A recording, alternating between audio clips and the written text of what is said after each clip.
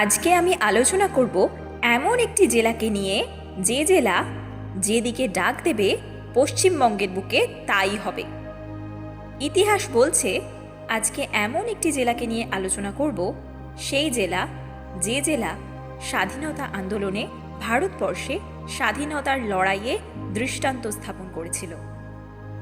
ইংরেজরা এই জেলার ভয়ে 1911 সালে ভারতের রাজধানী কলকাতা থেকে দিল্লিতে স্থানান্তরিত করেছিল। এই জেলার মাতঙ্গিনী হাজরা, ক্ষুদিরাম বোস স্বাধীনতা আন্দোলনের একটা মাইল ফলক এবং আমাদের চোখে এক জীবন্ত নক্ষত্র। তাছাড়া আমাদের গর্ব শ্রী বিমল দাশগুপ্ত, প্রদ্যুৎ ভট্টাচার্য, প্রতীক জীবন ঘোষ, নির্মল জীবন ঘোষ, বীরেন শাসমল, মেদিনীপুর কলেজ স্কুলের হেমচন্দ্র কানুনগো, সত্যেন বসু, ব্রজকিশোর চৌধুরী এমন অনেক মহামানব স্বাধীনতা আন্দোলনের সারা পশ্চিমবঙ্গকে নেতৃত্ব দিয়েছিল। এমনকি ঈশ্বরচন্দ্র বিদ্যাসাগরের জন্মভূমিও এই মেদিনীপুর। 1942 সালে এই জেলা নিজেদের স্বাধীন বলে ঘোষণা করেছিল। শ্রী সতীশ সামন্ত আমাদের কাছে এক গর্ব। এই জেলারই পরবর্তীকালে আমরা দেখেছি মেদিনীপুরের আর একজন বীর সৈনিককে। তিনি বামফ্রন্ট সরকারের আমল থেকে বামফ্রন্ট সরকারের অপশাসনের বিরুদ্ধে এক অদম্য নির্ভীক মানুষ।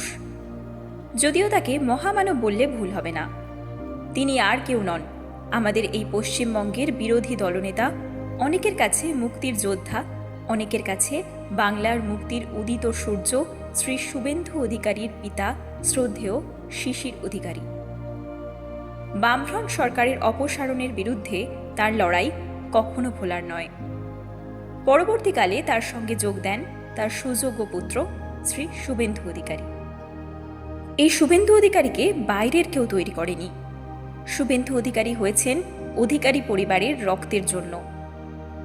শিশির অধিকারী এবং শুভেন্দু অধিকারী না থাকলে 2008-এ প্রথম জেলা হিসেবে মেদিনীপুর জেলা পরিষদ তৃণমূলের হাতে যেত না। শুভেন্দু অধিকারী, শিশির অধিকারীর অদম্য আন্দোলন মেদিনীপুর জেলা ছেড়ে অন্যান্য জেলাতেও ছড়িয়ে পড়ে। পশ্চিম মেদিনীপুর, ঝাড়গ্রাম, বাঁকুড়া, পুরুলিয়া এবং অন্যান্য জেলায়। তবে এখন ওনারা নিজেদের ভুল বুঝতে পেরেছেন যে তাদের ঠিক কী ভুল ছিল। আমাদের দিদিকে চিনতেই ওনারা ভুল করেছিলেন। যাই হোক, এই জেলা এবার কিন্তু 2026-এর বিধানসভায় এক উল্লেখযোগ্য ফল করবে। মেদিনীপুর জেলার টোটাল সিট 16, মুসলিম মাইনরিটি 10%-এর কাছাকাছি। এই জেলায় এবার 16টির মধ্যে 15টি সিট দখল করতে চলেছে বিজেপি এবং দখল করবেও।